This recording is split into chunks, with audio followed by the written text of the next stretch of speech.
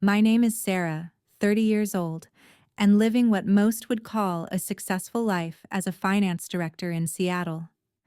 That was until I scrolled through Instagram and discovered my brother was getting married in 2 weeks.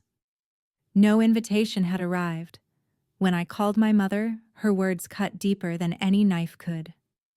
"Sorry, dear. This event is only for the people we actually love," she said. Dad added, "Some people just don't belong at family celebrations." So, I booked a trip to Bali instead.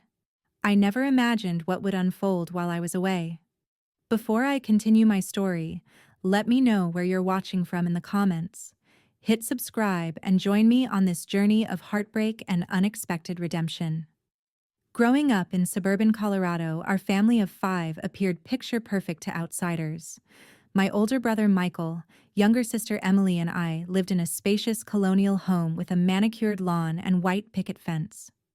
But behind closed doors, the dynamics were painfully clear. I was the middle child, perpetually caught between the golden boy and the precious baby girl. From my earliest memories, the favoritism was unmistakable. Michael received a new bicycle for his 10th birthday, while I got a second-hand one for mine. Emily had an elaborate Sweet 16 party, while my parents forgot mine entirely, only remembering 3 days later when I mentioned it during dinner. These small inequities accumulated over the years, creating an invisible wall between us. Despite the uneven playing field, I excelled academically.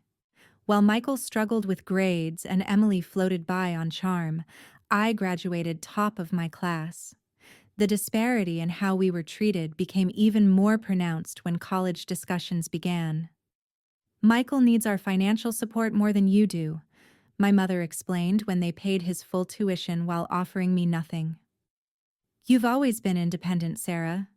We know you'll figure it out." And figure it out I did. I worked 30 hours weekly at a local bank while carrying a full course load, earning scholarships and graduating with honors in finance.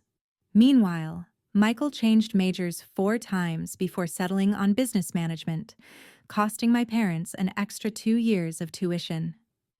Emily attended an expensive private university where she majored in communications, but spent most of her time socializing. After college, our paths diverged further.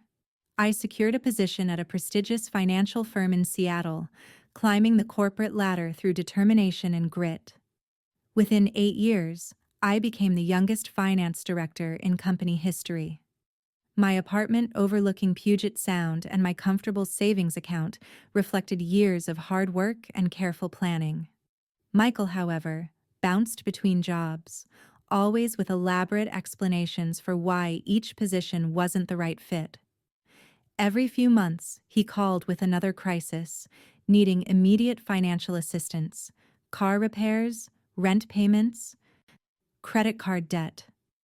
Though it strained my budget during those early career years, I helped when I could. Emily followed a similar pattern after graduation, working briefly at a PR firm before quitting to find herself. Her finding process apparently required designer clothes and frequent vacations funded by our parents. When she finally settled into a marketing role, she still called me regularly for small loans to cover her lifestyle. The emotional distance grew alongside our different life trajectories. 5 years ago, things shifted noticeably. My parents stopped calling except when they needed something. Michael only reached out for financial help. Emily occasionally texted, but conversations remained superficial. Our last full family gathering occurred at Thanksgiving 3 years ago. The tension was palpable throughout dinner as my parents fawned over Michael and Emily, while barely acknowledging my recent promotion. When I mentioned purchasing my apartment, my mother quickly changed the subject to Emily's new haircut. That night, I drove back to Seattle with a heaviness that never fully lifted. Last year, I discovered Michael was engaged through a Facebook announcement. I wasn't tagged in the post despite being active on the platform. Scrolling through comments, I saw congratulations from distant cousins and high school acquaintances I barely remembered. Everyone seemed aware of this major life event except me. I tried calling Michael to congratulate him, but he sent me to voicemail. My text received a curt, "Thanks," 12 hours later. When I reached out to my mother for details, she provided vague responses about the wedding being still in early planning stages. Through mutual friends, I learned they had already booked a venue for June 15th. In April, I discovered their wedding registry online. Looking through requested gifts ranging from expensive china to luxury appliances, I felt a mix of hurt and confusion. I even found the venue's website featuring their names and wedding date prominently displayed. Still, no invitation arrived in my mailbox. As weeks passed, subtle references to wedding preparations appeared on my family members' social media. Emily posted about bridesmaid dress fittings. My mother shared photos of flower arrangements. Michael uploaded pictures from his bachelor party. Each post deepened the pain of exclusion, a silent confirmation that I had somehow become an outsider in my own family. By early June, 2 weeks before the wedding date, I had to accept the truth. The invitation wasn't lost in the mail. It was never sent. After years of being the reliable one, the one who achieved despite lack of support, the one who offered financial assistance whenever asked, I was being deliberately excluded from one of the most significant family events. The realization crushed me, but I had no idea how much worse it would get when I finally confronted them about it. The morning I decided to call my mother about the missing invitation. My hands trembled as I dialed her number. 3 rings passed before she answered with an unusually cheerful, "Hello, darling." Her tone made me hesitate momentarily, doubting my concerns. Maybe there had been a mistake after all. "Hi, Mom," I said, trying to keep my voice steady. "I wanted to talk to you about something important." "Of course, dear. What is it?" she replied, sounding distracted as I heard paper rustling in the background, likely wedding preparations. "The wedding is in 2 weeks, and I still haven't received an invitation," I said, attempting to sound matter-of-fact rather than accusatory. "I was wondering if it got lost in the mail." The silence that followed stretched for several seconds. When she finally spoke, her voice had transformed, completely frost replacing warmth. "Sarah, there's no easy way to say this." She paused again, then continued with clinical detachment. "Sorry, dear. This event is only for the people we actually love." The words hit me like a physical blow. My breath caught, and for a moment I thought I'd misheard. "What did you just say?" I whispered. "You heard me," she replied. "Michael and Jessica want their special day surrounded by people who have been supportive and present. You've made your choices about family, and now we're making ours." Before I could respond, I heard my father's voice in the background asking who was calling. My mother must have explained because seconds later he was on the line. "Sarah," he said, his voice carrying the authoritative tone he used when I was a child being reprimanded. "Your mother is right. Some people just don't belong at family celebrations. You've always kept yourself separate from us, focused on your career and your life in Seattle. This shouldn't come as a surprise." Tears streamed down my face as I struggled to comprehend their cruelty. "I've always been there when any of you needed me," I managed to say. "I've sent money, given advice, listened to problems. How can you say I'm not supportive?" My mother scoffed. "Writing checks isn't the same as being present, Sarah. You think you're better than us with your fancy job and apartment? Michael needs people who understand him around on his wedding day, not someone who judges his choices." "I've never judged him," I protested. But my father cut me off. "We need to go. There's a meeting with the caterer in 20 minutes. Goodbye, Sarah." The line went dead. I sat motionless, phone still pressed to my ear, their words replaying in my mind. Only for people we actually love. Some people just don't belong. The finality of their rejection overwhelmed me. This wasn't about a forgotten invitation or an oversight. They had deliberately excluded me because, in their eyes, I wasn't worthy of being called family. My body reacted before my mind could process what had happened. I ran to the bathroom just in time to vomit, my stomach heaving violently. Afterward, I slid down against the cool tile wall, hugging my knees to my chest as sobs racked my body. Hours passed as I remained there, alternating between crying and staring blankly at nothing.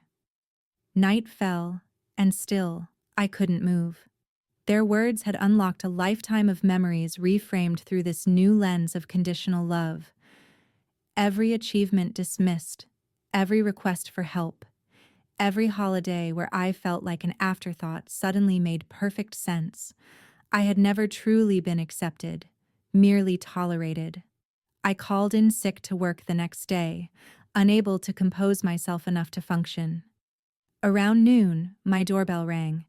It was Rachel, my coworker and closest friend in Seattle, holding a bag of soup from my favorite deli. "You never miss work," she said, concern evident in her expression as she took in my red eyes and disheveled appearance. "What happened?" The caring in her voice broke through my numbness. Words poured out as I told her everything, from the discovery of the wedding plans to the devastating phone call. Rachel listened without interrupting, her expression shifting from shock to anger on my behalf. "That's not family," she said firmly when I finished. "That's emotional abuse.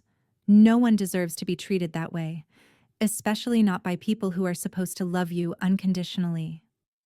Her validation released something in me, permission to feel the rage beneath my hurt.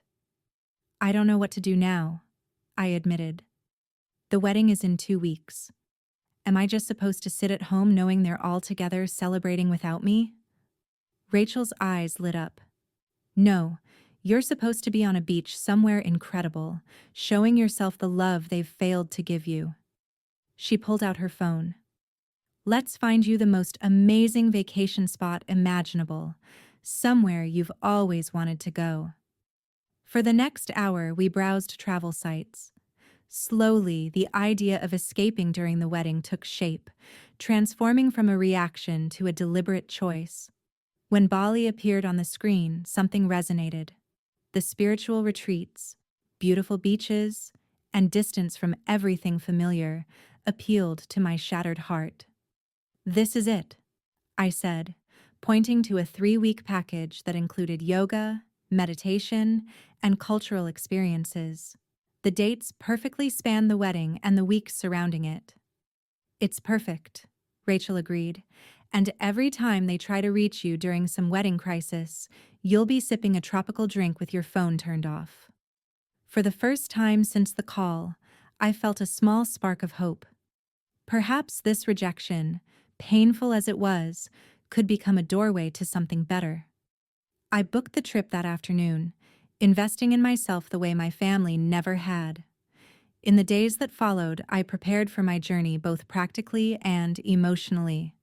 I cleared my work schedule, shopped for appropriate clothing, and researched Balinese culture. Each step in planning brought a small measure of healing, redirecting my focus from what I was losing to what I might gain. The night before my departure, I wrote a brief email to my brother. "Congratulations on your wedding. I wish you happiness despite the circumstances. I'll be traveling during this time, as I'm clearly not welcome at your celebration." I didn't mention where I was going or when I'd return. After sending it, I turned off all notifications from my family members. For the next 3 weeks, I would prioritize my own well-being over their expectations for the first time in my life. As my flight took off the next morning, I gazed out the window at Seattle growing smaller beneath me. The pain hadn't disappeared, but alongside it grew something new, a sense of possibility. A trip born from rejection might just become the journey that saved me. The 22-hour journey to Bali, with its layovers and cramped airplane seats, should have been exhausting. Instead, each mile that carried me farther from Seattle felt like shedding another layer of obligation. By the time the plane began its descent into Denpasar, a strange lightness had replaced the heaviness in my chest. The first breath of tropical air hit me like awakening from a long sleep. Humid, fragrant with unfamiliar flowers, it filled my lungs as I stepped onto the airport tarmac. Palm trees swayed against a brilliant blue sky, and the distant sound of gamelan music floated through the terminal. For the first time in weeks, I felt something other than pain: curiosity, wonder, the tiniest flutter of joy. A driver arranged by the retreat center waited with a sign bearing my name.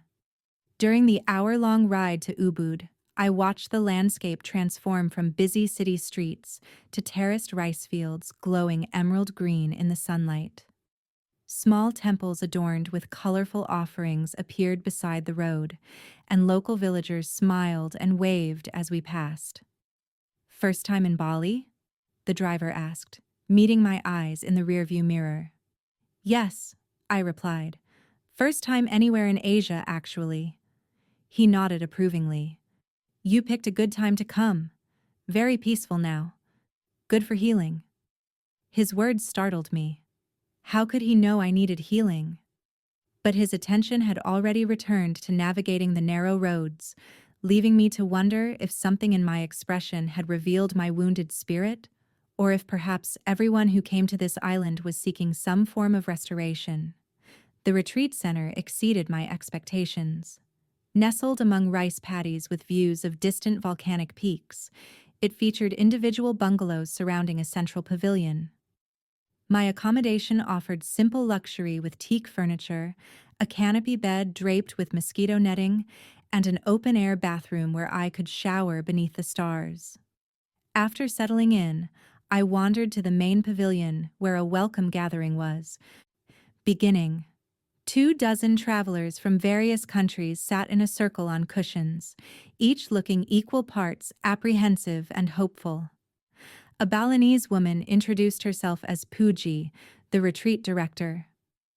"Why have you come to Bali?" she asked the group. "Not the reason you tell others, but the true reason in your heart." People shared various motivations: career burnout, relationship endings, spiritual seeking. When my turn came, I surprised myself with my honesty. "My family told me I wasn't loved enough to attend my brother's wedding," I said, my voice quavering slightly. "So instead of sitting at home feeling unwanted during it, I came here to figure out why their rejection hurt so much and how to move forward." Murmurs of sympathy circulated, but what struck me most was the absence of shock. No one seemed to find my situation unbelievable or extraordinary. In that moment, I realized how universal pain is, how many people carry similar wounds beneath polite surfaces. 2 participants approached me after the gathering. Sophia, a 34-year-old artist from Spain with silver-streaked dark hair and paint-stained fingers, embraced me immediately. "Families can be the source of our deepest wounds," she said. "I came here after not speaking to my parents for 3 years. Perhaps we can help each other heal." David, an Australian yoga instructor with kind eyes and a gentle voice, offered a different perspective. "Sometimes the universe removes people from our lives to create space for something better. I'm curious to see what Bali brings into the space your family has created." Their warmth and immediate acceptance caught me off guard. These strangers offered more genuine connection in 5 minutes than my family had in years. We agreed to meet for breakfast the following morning, forming an instant alliance of wounded healers. The retreat schedule provided structure without rigidity. Morning yoga as the sun rose over the rice fields, meditation sessions in a bamboo pavilion, cultural excursions to local temples and villages, free time for exploring or resting, and evening gatherings for sharing and reflection. During the first few days, I moved through activities like a sleepwalker, physically present but emotionally distant.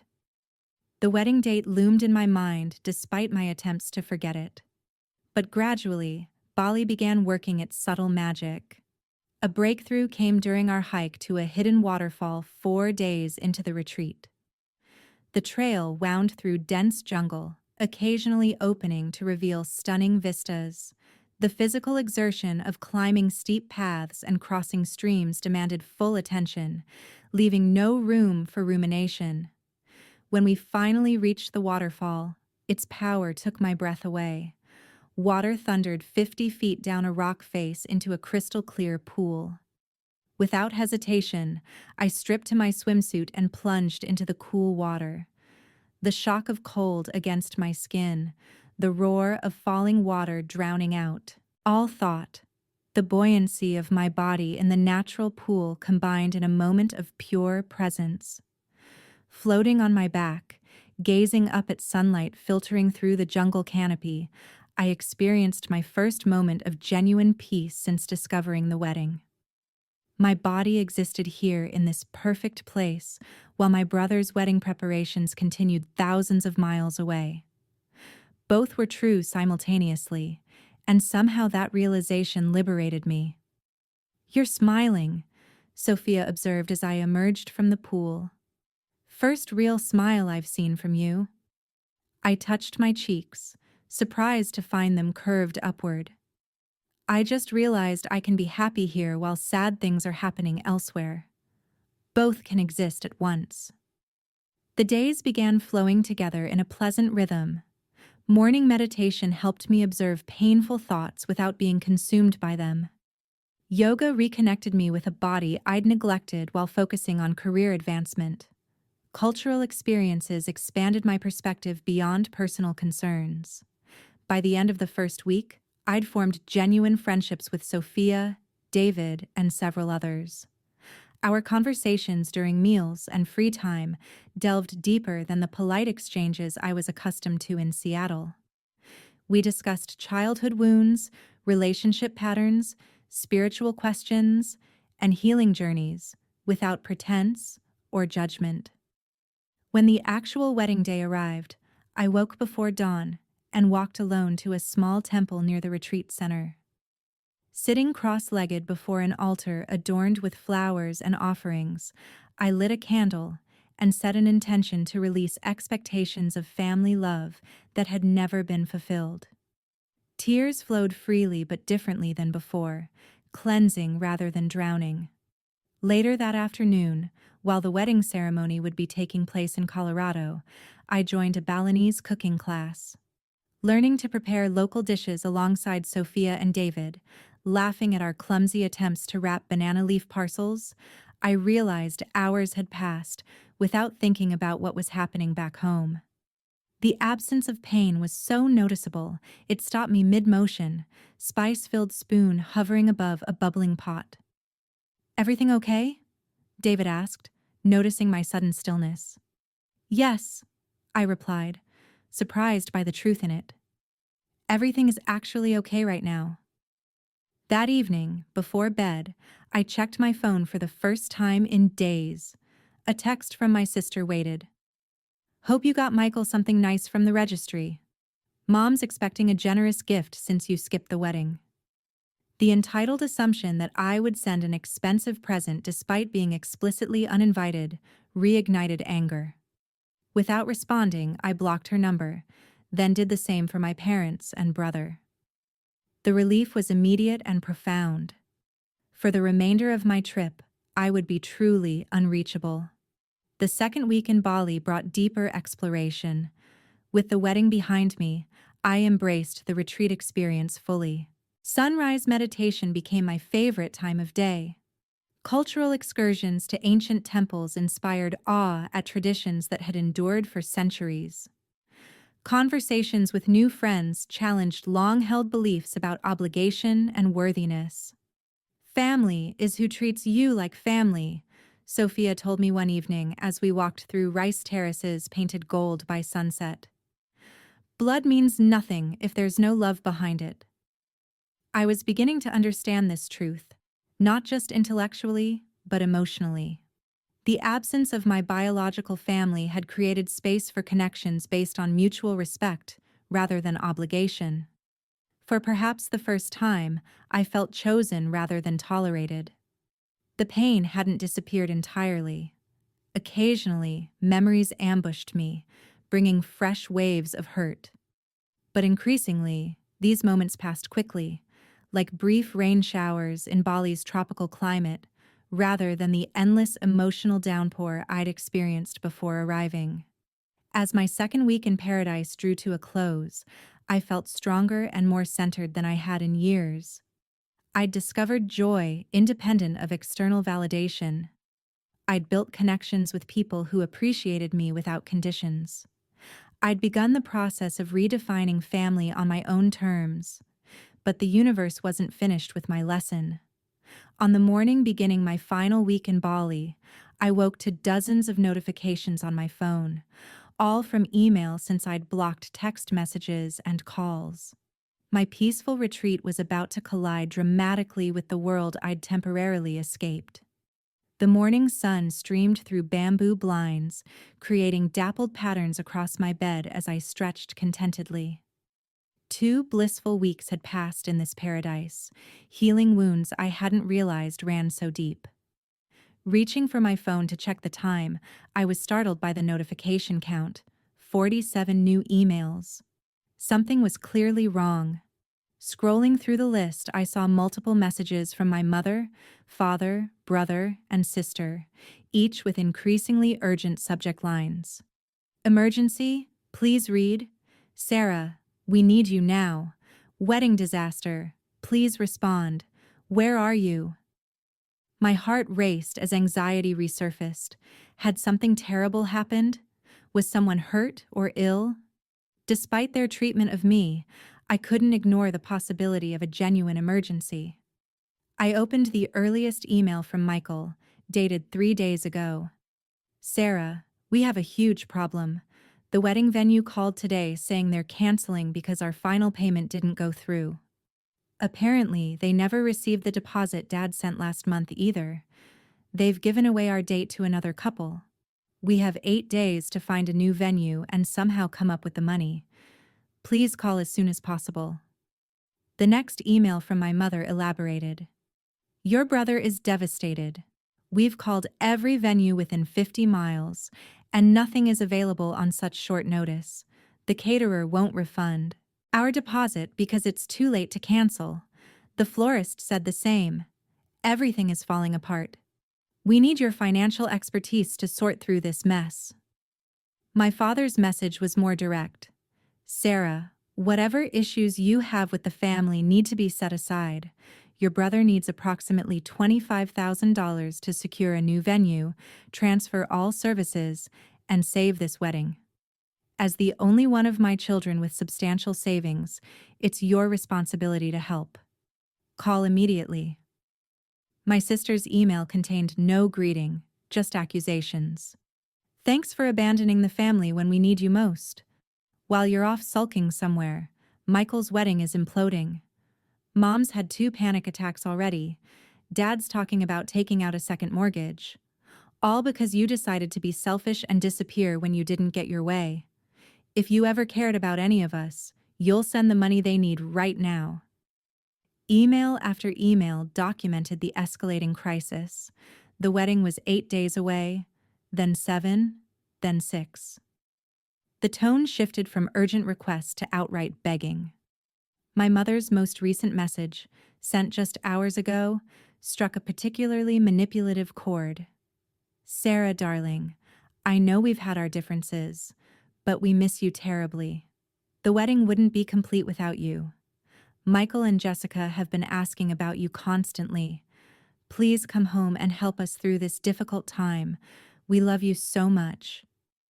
The abrupt change from, this event is only for people we actually love, to, we miss you terribly, was so transparent it would have been laughable if it weren't so painful.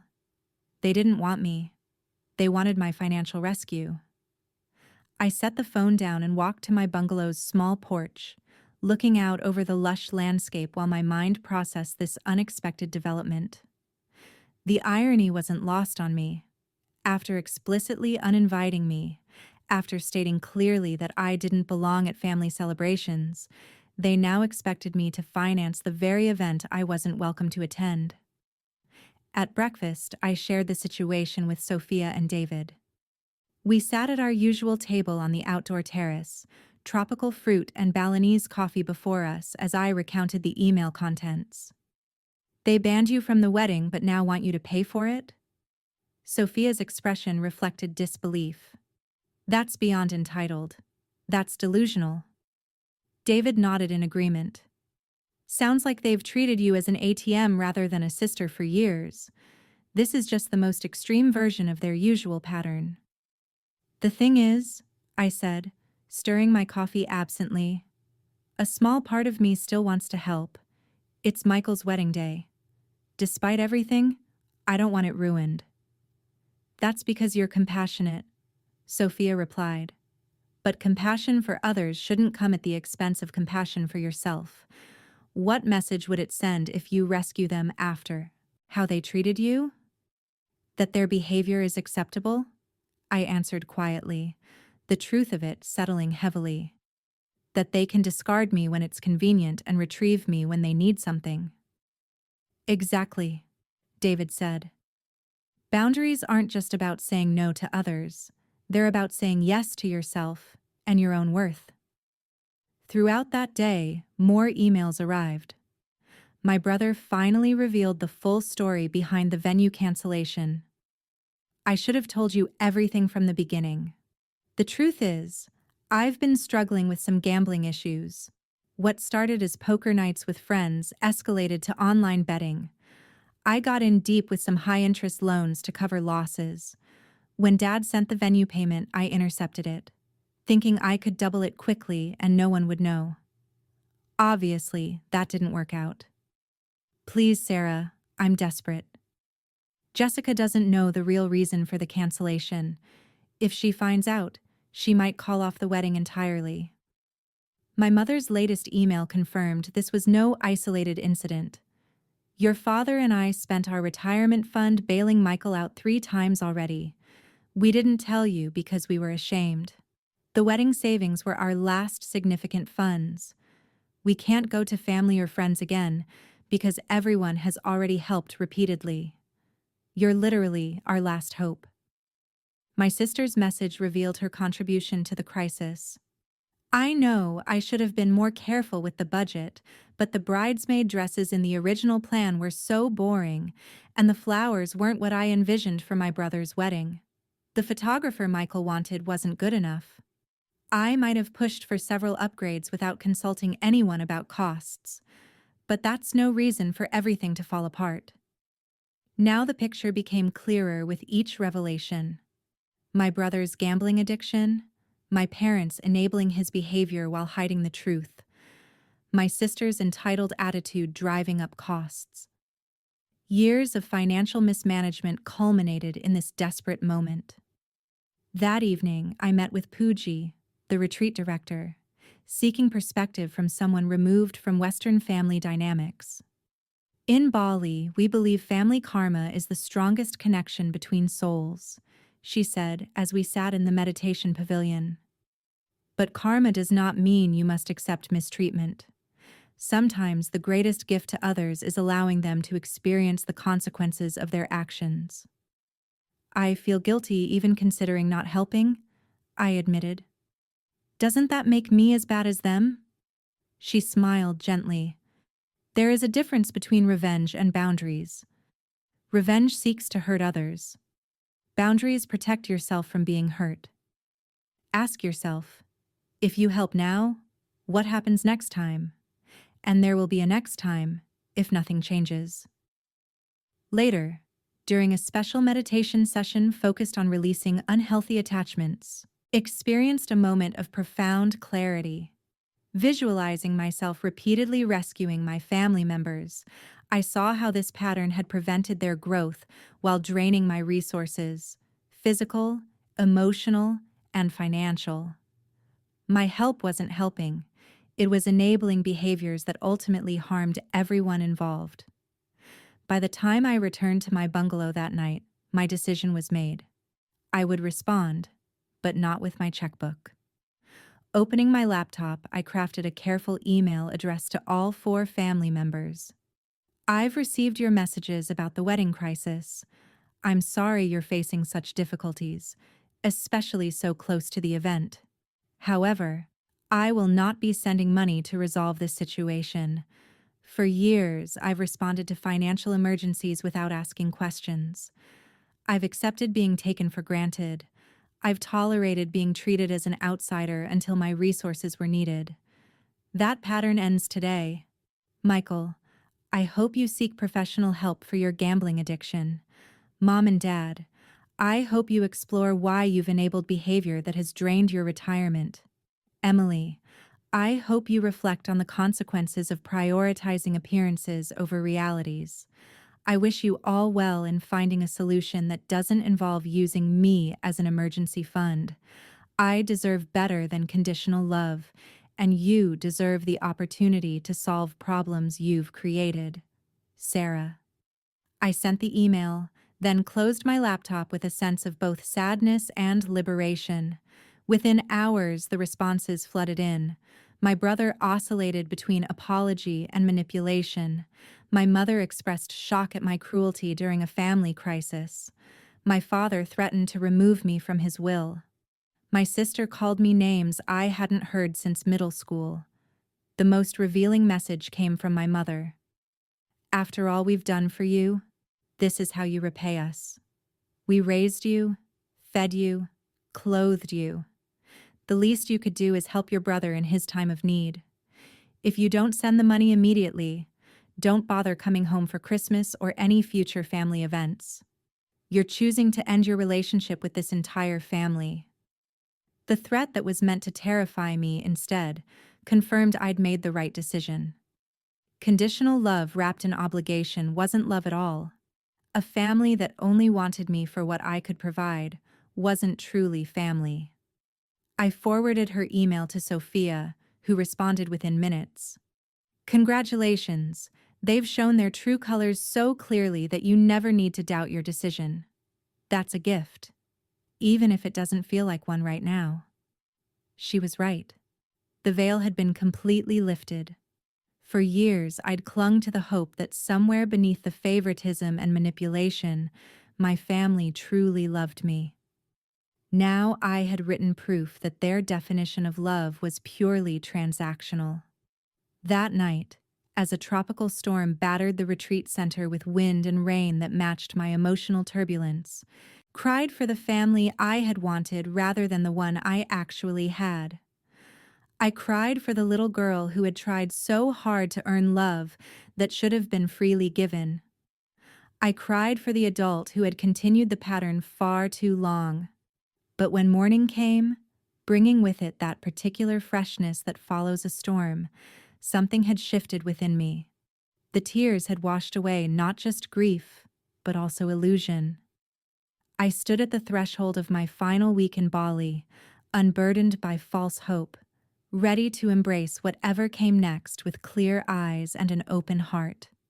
The morning after sending my refusal email, I woke feeling lighter despite the storm of family outrage. During breakfast with Sophia and David, my phone continuously buzzed with notifications.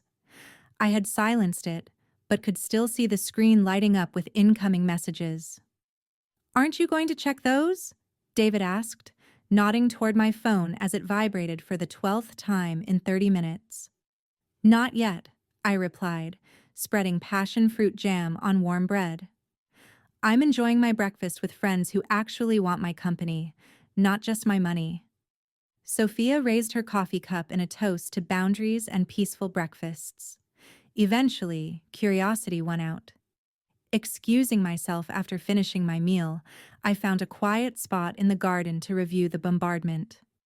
The messages had escalated in both frequency and intensity, revealing new layers to the family dysfunction I'd enabled for so long. Michael had sent the most messages, his tone swinging wildly between contrition and accusation. "I understand why you're upset about the wedding invitation. That was wrong, and I should have stood up to Mom and Dad. Please help me fix this mess." and I promise things will be different.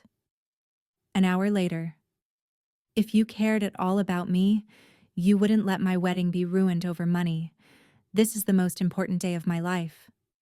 And finally, fine, I admit it. The gambling got completely out of control. I'm $42,000 in debt beyond what mom and dad know about. Some of the people I owe aren't exactly patient. If I don't pay at least part of it back soon, Jessica could be marrying a guy with broken kneecaps. Is that what you want? My mother's messages revealed another layer of manipulation. She'd apparently begun contacting mutual friends and distant relatives, spinning a story about my abandonment of the family in crisis. Just got off the phone with Aunt Linda. She was shocked to hear you've refused to help your own brother. Everyone is talking about how you've changed, become selfish and cold. Is that the reputation you want? People asking what happened to that sweet Sarah they used to know? My father's approach was more direct. I've spoken to my lawyer about removing you from the will. You have 24 hours to reconsider your position before I make permanent changes to all legal documents. The house you grew up in, the family heirlooms, everything will go to Michael and Emily exclusively. Emily's messages were the most explicitly hostile. You've always been jealous of the attention Michael and I received. Now you're sabotaging his wedding out of spite. You're pathetic, sitting alone somewhere while actual human beings with hearts are suffering.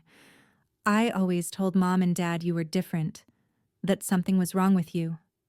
Thanks for proving me right.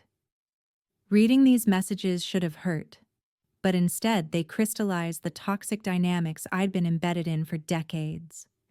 Each family member was playing their well-established role: Michael, the troubled golden child; Mom, the manipulative director; Dad, the distant enforcer; Emily, the entitled princess. And I had played my assigned role too perfectly, the responsible one who could always be counted on to fix everything while expecting nothing in return. I brought the phone to my meeting with Pooji, our scheduled one-on-one session to discuss personal growth intentions. May I share something with you? I asked, indicating the messages.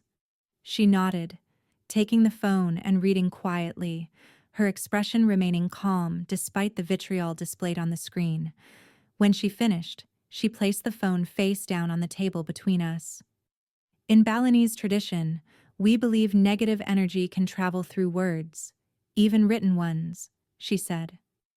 What I see here is a desperate attempt to pull you back into old patterns using their most powerful weapons: guilt, obligation, and fear. It's working, at least partially, I admitted. I still feel responsible somehow, like I'm being cruel by refusing to help. This is a natural response, she assured me, but consider who taught you that setting healthy boundaries is cruel. Who benefits from you believing your needs matter less than others? Her question penetrated to the core of my conditioning. Since childhood, I'd been programmed to believe that putting myself first was selfish, that family obligations trumped personal well-being, that love required endless sacrifice. They did, I whispered. They taught me that. And now you are teaching them something new, she replied with a gentle smile. You are teaching them that you value yourself as they should have valued you all along. This is a difficult but necessary lesson for them. During our afternoon group meditation, Pooji guided us through a powerful visualization exercise focused on family karma. She instructed us to imagine ourselves at the center of a generational pattern, with threads connecting us to ancestors behind and descendants ahead. Some threads restrict, bind, choke life from you, she explained as we sat with eyes closed. These are unhealthy patterns passed through generations. Others support, nourish, give strength. See clearly which threads serve life and which diminish it. Then, with compassion for yourself and all connected to you, cut the threads that harm, while strengthening those that heal. In my mind's eye, I saw clearly the destructive patterns I'd inherited. The belief that love must be earned, that personal needs should be sacrificed for family approval, that speaking truth was less important than keeping peace. With each visualized cut of these binding threads, I felt energy returning to my body and clarity to my mind. After meditation, I composed a brief response to my family's collective onslaught. I've read all your messages. The threats, manipulation, and attempts to generate guilt only confirm I'm making the right decision. I won't engage further with communications designed to pressure me into enabling harmful behaviors. Michael, I strongly suggest you tell Jessica the truth and seek professional help for your gambling addiction. Mom and Dad, threatening me with disinheritance or social ostracism, shows you still don't understand what actually matters to me. Emily, I hope someday you'll recognize the damage caused by perpetuating family dynamics that hurt everyone involved.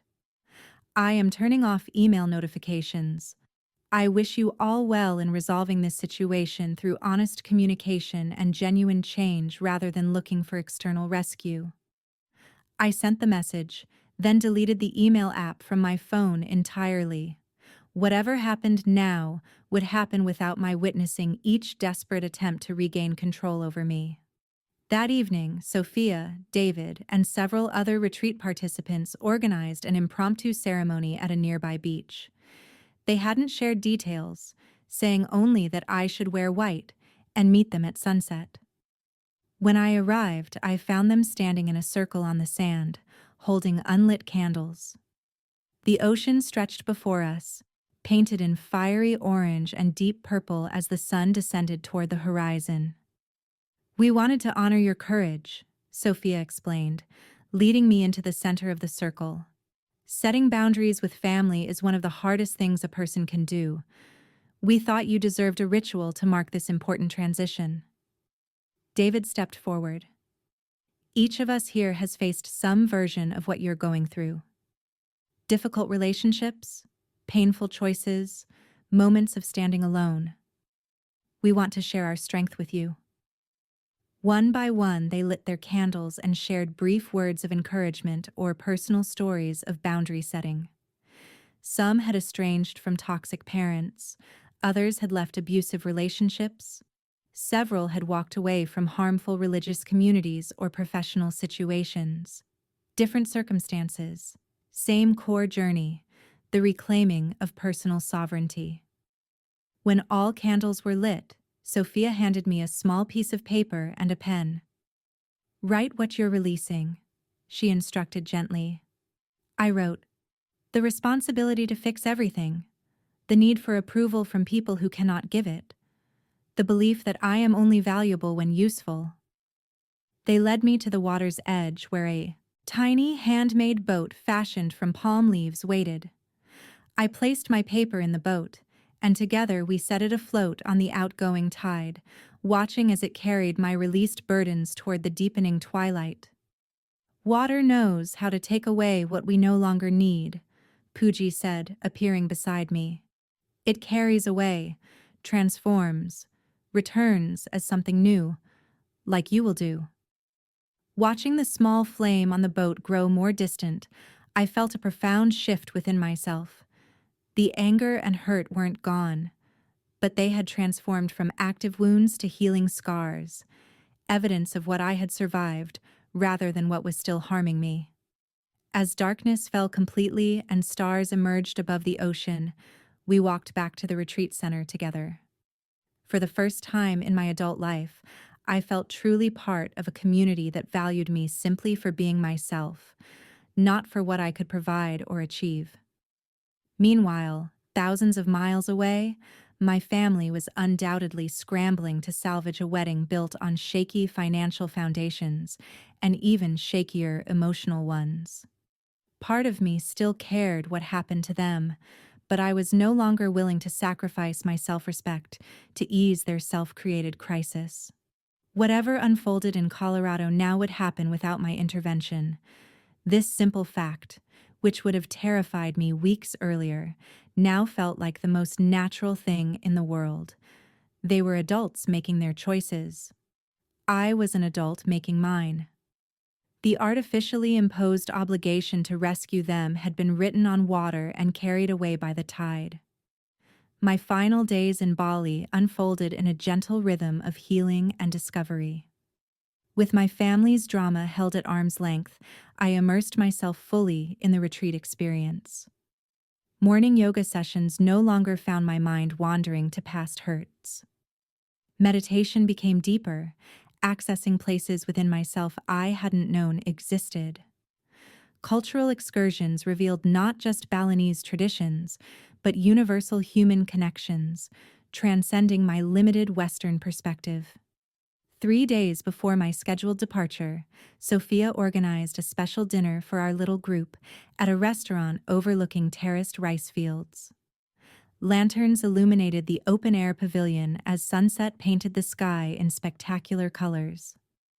The 7 of us who had grown closest during the retreat gathered around a table laden with Balinese specialties. "I propose a toast," Sophia said, raising her glass of arak, the local rice wine, to Sarah, who came to Bali heartbroken but leaves heart-mended, who arrived seeking escape but departs having found herself. David added, "To boundaries beautifully held." A Japanese woman named Yumi, who had become part of our circle, continued, "To choosing yourself when others would not." Their words brought tears to my eyes, but unlike the tears I'd shed 3 weeks earlier, these contained no bitterness. "Thank you all," I said simply, "for seeing me when I was invisible to my own family." After dinner, browsing handicrafts in a nearby market, I received a text from Rachel back in Seattle. "How's paradise? Any family updates?" I realized I hadn't checked social media since deleting my email app. Finding a quiet corner in a cafe, I opened Instagram for the first time in weeks. Photos from Michael's wedding immediately filled my feed, posted by distant cousins and family friends. The images revealed a drastically scaled-down celebration. Instead of the lavish country club venue originally planned, they had married in my parents' backyard. The elaborate floral arrangements had been replaced by simple garden flowers in mason jars. The guest list appeared significantly reduced, with perhaps 40 people rather than the 200 originally invited. The most revealing photo showed my brother and his bride cutting a simple cake on the patio where we had played as children. They were smiling, surrounded by immediate family and close friends. Imperfect, unplanned, but genuine in a way the original production might not have been. A strange mix of emotions swept through me. Relief that they had found a solution, sadness at being excluded from a family milestone, validation that they had managed without my financial rescue, pride in maintaining my boundaries despite immense pressure, but mostly a surprising sense of peace. Their lives had continued without me, and mine without them. Both paths could exist simultaneously. I closed the app without commenting on any photos and texted Rachel back. "Paradise is transformative. Family had a backyard wedding. Everybody survived, including me, especially me." My return flight to Seattle felt entirely different from my departure. 3 weeks earlier, I had fled pain and rejection, seeking escape from unbearable emotions. Now I was traveling towards something rather than away, a new understanding of myself, a recalibrated sense of worth, relationships based on mutual respect rather than obligation. Rachel met me at SeaTac, immediately enveloping me in a warm hug. She stepped back, studying my face with surprise. "You look completely different," she said. "It's like, I don't know how to explain it. Like I finally put down a heavy burden I never realized I was carrying," I suggested. She nodded. "Exactly that. Your whole energy has changed." During the drive to my apartment, I shared the highlights of my trip, the wedding drama, and my newfound clarity. Rachel listened attentively, occasionally glancing from the road to observe the animated way I now spoke about experiences that would have devastated me a month earlier. "I'm proud of you," she said as we arrived at my building. Setting boundaries with family is incredibly hard. Most people never manage it.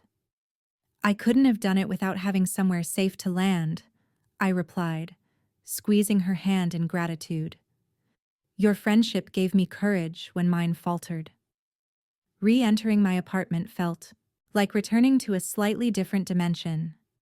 Everything looked the same: the furniture, the Puget Sound view, the books on shelves, but I experienced it all differently.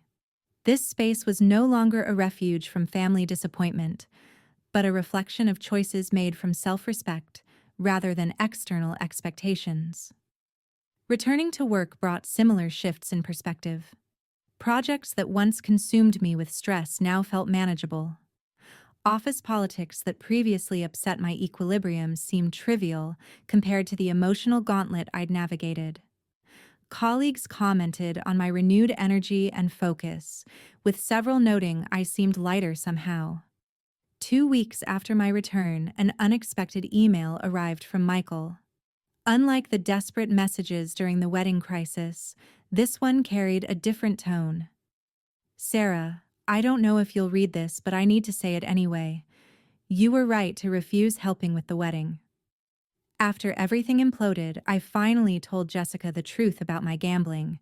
She nearly called off the wedding, and honestly, I wouldn't have blamed her. Instead, she made attendance at Gamblers Anonymous a condition of going forward. I've been to 3 meetings now. It's humiliating and terrifying, and also the first honest thing I've done in years. The backyard wedding wasn't what we planned, but it turned out to be exactly what we needed. Simple, focused on our commitment, rather than impressing others. I'm not asking for forgiveness or money or anything, really. Just wanted you to know that your refusal to enable me might have been the wake-up call I needed. I hope you're doing well, wherever you are." I read the message several times, allowing its implications to settle. My brother was seeking help. My boundaries had potentially contributed to positive change rather than merely punishing past behavior. This outcome hadn't been my responsibility or intention, but it validated my difficult choice nonetheless. After careful consideration, I sent a brief reply. "Michael, I appreciate your message and am glad to hear you're getting help. The wedding photos I saw looked lovely, genuine, and meaningful. I wish you and Jessica happiness and healing on your journey together. Take care of yourself, Sarah." Short, civil, without over-enthusiasm or lingering resentment, a measured response reflecting my new approach to family dynamics, neither cutting contact entirely nor rushing back into old patterns. My mother reached out next, her message less evolved than Michael's, but showing small signs of reflection. "Sarah, now that the wedding excitement has passed, I've been thinking about our last conversation. While I still believe families should support each other in times of need, perhaps we haven't always acknowledged your contributions appropriately. If you're open to talking, I'd like to clear the air between us." The old Sarah would have immediately agreed, eager for any crumb of recognition. The new Sarah recognized the tentative nature of this olive branch, a non-apologetic acknowledgement wrapped in continued expectation. I responded accordingly. "Mom, I appreciate you reaching out. I'm open to improving our relationship, but that would require honest conversation about patterns that have hurt me repeatedly. If you're willing to hear my perspective without becoming defensive or dismissive, let me know, and we can arrange a time to talk." Her reply came quickly. "I'm your mother. I've always done what I thought was best for you. I don't appreciate being told I need to listen to criticism of my parenting." I smiled sadly at the screen, recognizing the defensive response as confirmation that meaningful change wasn't yet possible. I didn't write back. Boundaries weren't just about saying no to financial requests, they extended to emotional interactions as well. I would engage when genuine dialogue became possible, not before. My father and sister remained silent, apparently not yet ready or willing to shift from established patterns. Their absence from my inbox brought neither surprise nor particular pain.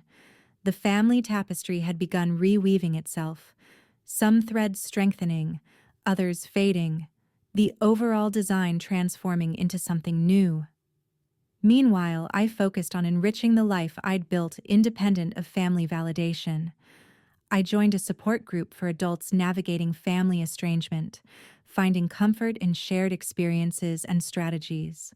I continued meditation practices learned in Bali, creating a small spiritual corner in my apartment with candles and items purchased during my trip. Most significantly, I began dating someone I met through a photography class I'd always wanted to take, but had never found time for. Nathan approached relationships with refreshing directness and respect for boundaries, qualities I might not have fully appreciated before my transformation. "I noticed you don't talk much about your family," he commented during our fourth date, a hike through a forest preserve outside Seattle. "It's complicated," I replied, expecting the usual uncomfortable reaction this statement typically generated. Instead, he nodded thoughtfully. "Family often is. Mine too, in different ways. I'm here if you ever want to share that part of your story, but no pressure either way." His response exemplified the kind of relationship I now recognized as healthy. Authentic interest without demand, respect for disclosure timing, acknowledgement of complexity without judgment. Another confirmation that my internal shifts were attracting external circumstances aligned with my true worth. As autumn painted Seattle in brilliant colors, I realized I had created something precious in the wake of rejection, a chosen family of friends who genuinely celebrated my presence, professional fulfillment based on authentic strengths, and a growing capacity to honor my own needs without guilt or justification. The wedding that excluded me had ultimately invited me into a more authentic life. The family that had deemed me unworthy of celebration had inadvertently pushed me toward becoming someone worth celebrating.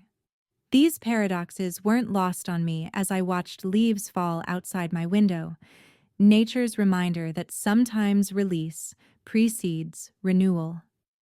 6 months after my transformative journey to Bali, winter had settled over Seattle in earnest, snow blanketing the waterfront path where I took my Sunday morning walks regardless of weather.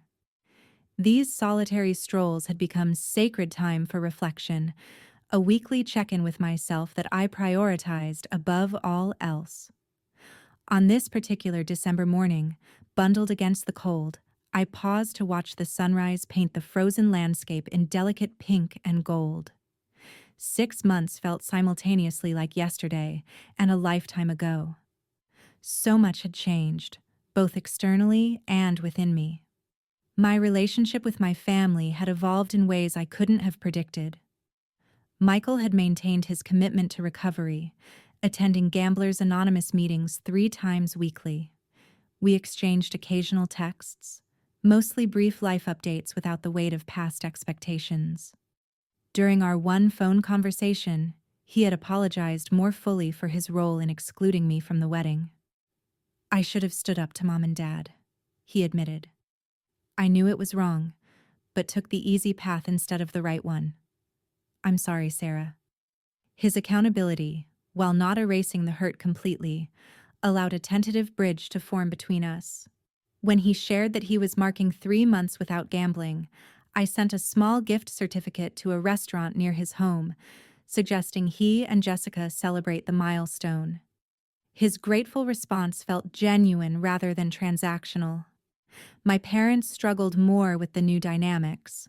My mother alternated between half-hearted attempts at reconnection and passive-aggressive comments about children who abandoned their families. My father remained largely silent, communicating primarily through my mother.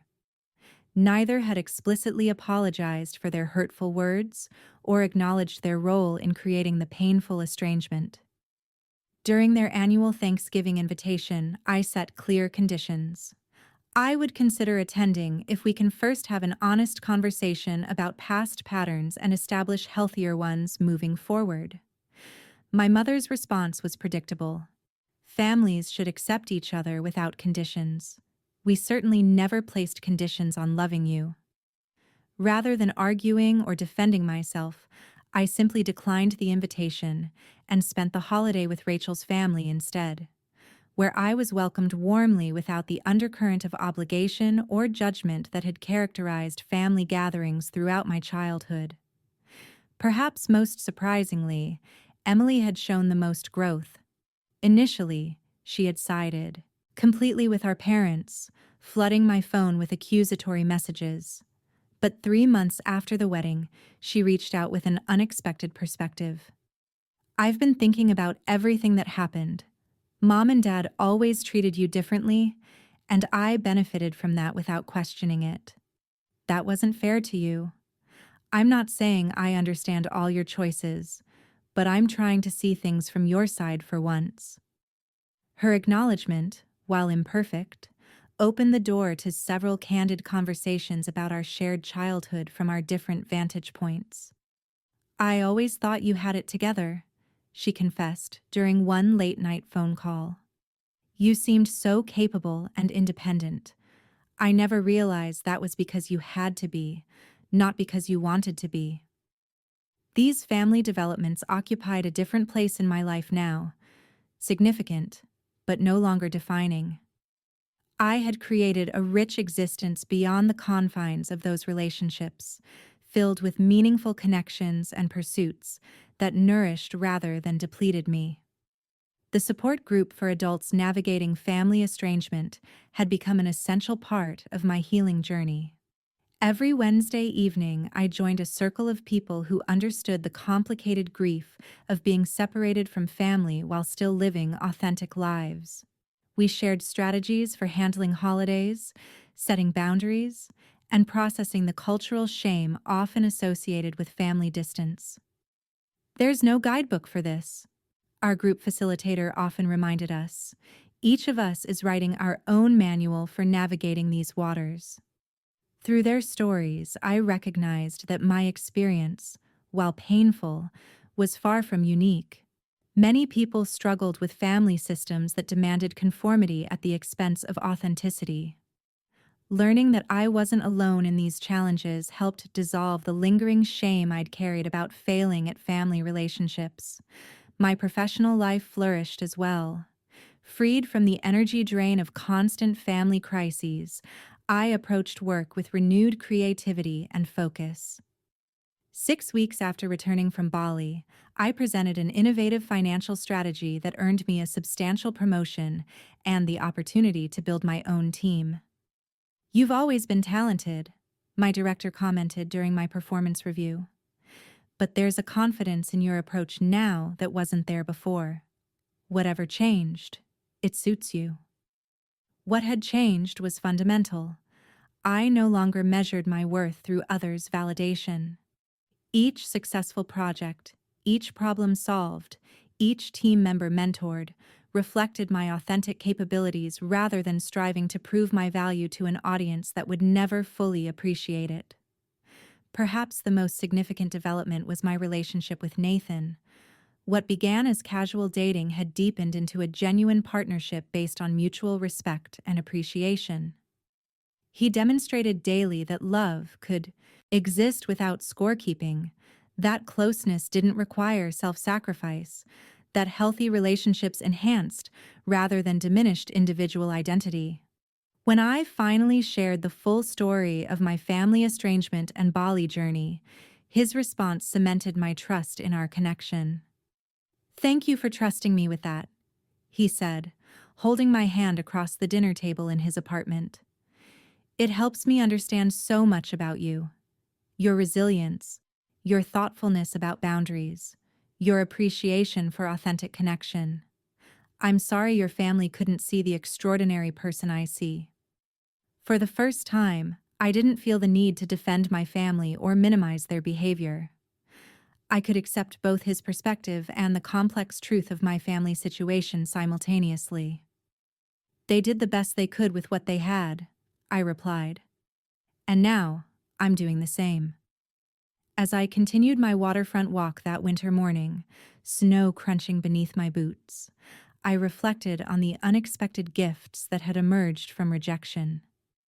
The wedding exclusion that once felt like the ultimate betrayal had become the catalyst for profound personal liberation. The family that couldn't properly value me had inadvertently pushed me toward people who could. The journey hadn't been linear. Even now, certain triggers could momentarily reactivate old pain. The sight of a father and daughter walking together, wedding invitations in my mailbox, Mother's Day card displays. But these moments no longer derailed me. I acknowledged the feelings, honored them briefly, then returned to the present moment where my actual life unfolded in all its imperfect beauty. That evening, I attended a small dinner gathering at Sophia's apartment. She had moved to Seattle after our Bali retreat, drawn by a gallery interested in representing her artwork. Our friendship had deepened into a sister-like bond, the family we chose rather than inherited. David was visiting from Australia, completing our original healing trio for the first time since Bali. As we shared a meal with several new friends, conversation turned to transformative life experiences. When someone asked what had changed me most profoundly, I considered carefully before answering. Learning that rejection can sometimes be redirection, I said finally. What feels like exclusion from where you thought you belonged can actually be the universe making space for where you truly fit. The wedding I wasn't invited to ended up being the best celebration I never attended. Later, walking home beneath a canopy of winter stars, I felt a deep peace that had nothing to do with external circumstances and everything to do with internal alignment. The girl who had desperately sought family approval had transformed into a woman who approved of herself, who recognized her inherent worthiness, independent of others' ability to acknowledge it. The wedding rejection had revealed a painful truth. Love, contingent on usefulness or compliance, isn't really love at all. True love, whether from family, friends, partners, or self, exists to celebrate growth rather than resent change, to respect boundaries rather than demand sacrifice. These realizations hadn't come easily or without grief. I had mourned the family I wished for while accepting the reality of the family I had.